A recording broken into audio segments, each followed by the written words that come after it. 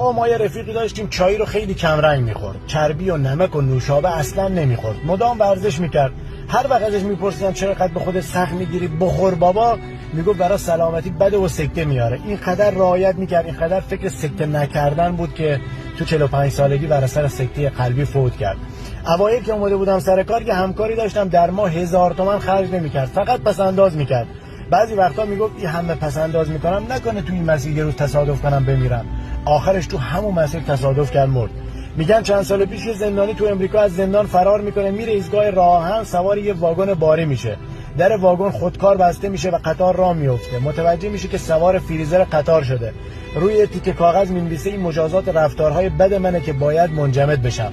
قطار به ایستگاه میرسه و مامورا با جسد زندانی روبرو میشن در حالی که فریزر قطار خاموش بوده. میخوام اینو بهتون بگم، توی دنیا منتظر هر چی باشیم همون برامون پیش میاد. اگه منتظر شادی باشیم شادی پیش میاد، منتظر غم باشیم غم پیش میاد. هیچ وقت پولو برای بیماری و مشکلات پس انداز نکن، چون رخ میده.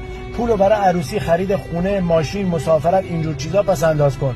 اگه گفتی این پول برای خرید ماشینه دیگه به تصادف فکر نکن. ژاپنی‌ها یه ضرب المثل دارن که میگه اگه فریاد بزنی به صدات گوش میدن، اگه آروم بگی به حرفت گوش میدن. قدرت کلماتتو بالا ببر، نه صدات رو. این بارونه که باعث رشد گلها میشه، نه رعد و برق. مشتی خان، زندگی کوتاه، زمان به سرعت میگذره، نه تکراری داره نه برگشتی. پس از لحظه به لحظه زندگی استفاده